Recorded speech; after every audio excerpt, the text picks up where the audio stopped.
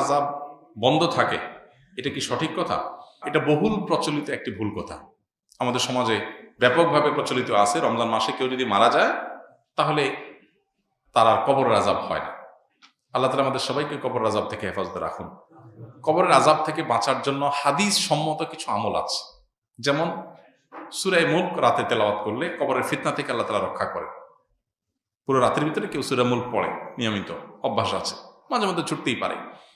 এই আমলটা যদি কেউ করে নিয়মিত, ইনশাআল্লাহ আল্লাহ তাআলা তাকে কবরের ফিতনা থেকে রক্ষা করবেন, হাদিসে সাব্যস্ত আছে। নাম্বার 2, নবী করিম সাল্লাল্লাহু আলাইহি ওয়াসাল্লাম শেষ বৈঠকে আত্তাহিয়াতু এবং দুরুদের পর দোয়া মাসুরা যখন পড়ি আমরা, তখন তিনি 4টা বিষয় থেকে পানা চাইতেন। এটা দোয়া মাসুরার জায়গাতে আল্লাহুম্মা ইন্নী যালামতু নাফসি পড়েন, পাশাপাশি এটা অথবা কখনো এটার বদলে এটা আপনি পড়তে পারেন। দোয়াটা হলো আল্লাহুম্মা ইন্নী আউযু বিকা মিন আযাবি জাহান্নাম ওয়া মিন আযাবিল কবর ওয়া আউযু বিকা মিন ফিতনাতিল মাহইয়া ওয়াল মামাত ওয়া আউযু বিকা মিন শাররি ফিতনাতিল মাসিহিদ দাজ্জাল। এই যে এখানে জাহান্নাম থেকে এবং কবরের আযাব থেকে পানা চাওয়া হয়েছে। অতএব শেষ বৈঠকে আল্লাহর কাছে দোয়া করেন। আর বিশেষ করে কবরের আযাব যেসব বিষয়ে হয়, যেমন চগলখুরি করে বেড়ানো, পেশাব থেকে ভালো করে পবিত্র না হওয়া, এগুলো কবরের আযাবের সুনির্দিষ্ট কারণ হাদিসে এগুলোকে চিহ্নিত করা হয়েছে। অতএব এগুলোর ব্যাপারে সতর্ক থাকা, এগুলো থেকে বেঁচে থাকার চেষ্টা করা। ইনশাআল্লাহ এই প্রক্রিয়ার মধ্য দিয়ে আমরা কবরের আযাব থেকে আল্লাহর কাছে পানা চাইতে পারি। বাকি রমজান মাসে মারা গেলেই কবরের আযাব অটোমেটিক বন্ধ এমন না। কেউ যদি খারাপ মানুষ, ফাসিক মানুষ, ওই অবস্থায় তার মৃত্যু হয় রমজানে, তাহলে তার আযাব হতে পারে। কেউ যদি নেককার হয়ে অন্য কোনো মাসেও মারা যায়, তবে কবরের আযাব নাও হতে পারে।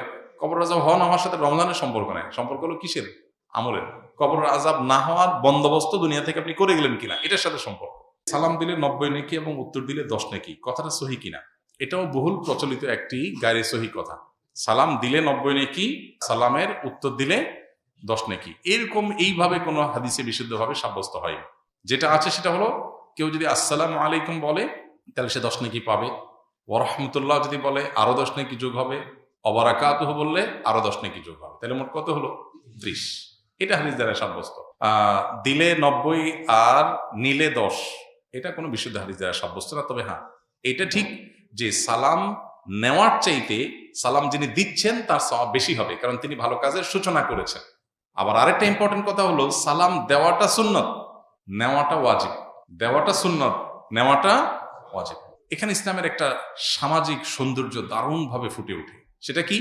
একজন মানুষ আপনাকে সালাম দিয়েছেন, এখন আপনি যদি জবাব না দেন, তার মানে আপনি লোকটাকে ইগনোর করলেন, অপমান করলেন, তার সালামটাকে আপনি ডিনাই করলেন, তাহলে আপনি একটা লোকের কষ্টের কারণ হলেন। এটা আপনি করতে পারেন না।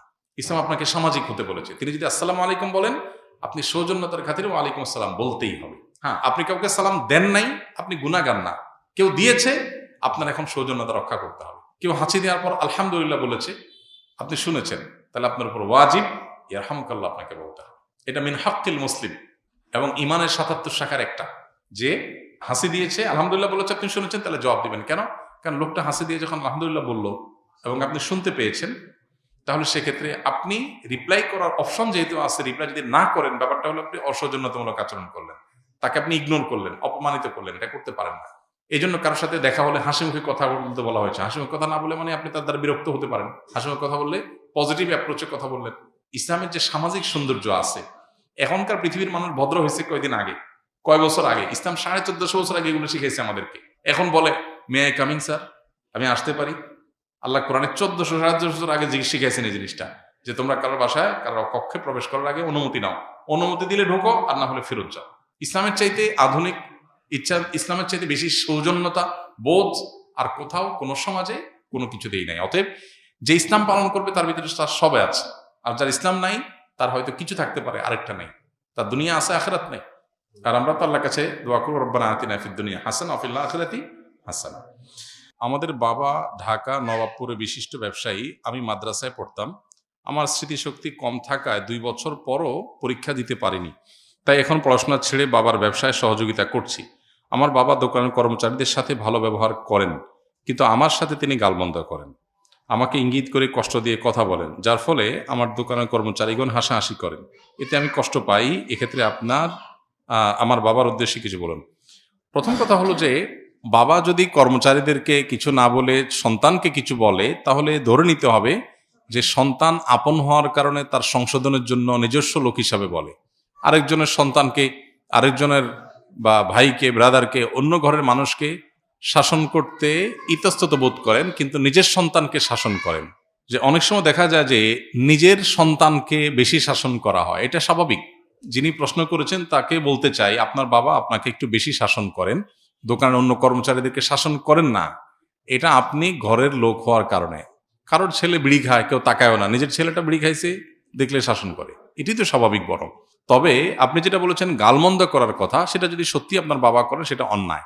অনেক বাবা আছেন যারা সন্তানদেরকে শাসনের নামে গালমন্দ করেন, মুখ খারাপ করেন, রূঢ় আচরণ করেন, এবং তারা মনে করেন তারা বাবা, তারা মা, তারা যা খুশি তা করবেন। জি না, এত সহজ না। আল্লাহ সুবহানাহু ওয়া তাআলার কাছে আমরা সবাই মুকাল্লাফ, আল্লাহর কাছে আমরা সবাই বান্দা, গোলাম। সো সন্তানের সাথেও আমার আচরণটা সুন্দর হতে হবে। আপনি সন্তানের সাথে যাচ্ছে তা আচরণ করতে পারেন না, শাসনটাও শিখতে হবে। এই যে ভালো প্যারেন্টিং, ভালো অভিভাবকত্ব, এই বিষয়টার সাথে একজন মানুষের ইবাদতের সম্পর্ক সুনিবিড়। অভিভাবক হয়েছেন দেখে সন্তানকে যা খুশি বলে তা বলতে পারেন না। পাশাপাশি বাবাদের, মায়েদের এটাও খেয়াল করা দরকার যে নিজের সন্তানকে শাসন বেশি করবেন সেটা যেমন সত্য, আপনার আচরণ, ভালো আচরণ পাওয়ার হকদার অন্য লোকের চাইতে আপনার পরিবারের লোক আরো বেশি, সেটাও সত্য। অতএব এখানে ব্যালেন্স করার একটা ব্যাপার আছে, যেটা সন্তান হিসাবে বাবার এটাকে পজিটিভলি নেওয়া যতক্ষণ পর্যন্ত শরীরে ভায়োলেশন না হয়। আবার বাবা হিসাবে শাসন করার পাশাপাশি সোহাগ, স্নেহ অন্য যে কারোর চাইতে আপনার সন্তানকে আপনার বেশি করতে হবে, কারণ সবচাইতে কাছের রক্তের সম্পর্কে আত্মীয় সে। এই জন্য বাবাদেরও সেটা খেয়াল করতে হবে, যেটা অনেক সময় আমরা করি না। উভয়কে আল্লাহকে ভয় করে চলতে হবে।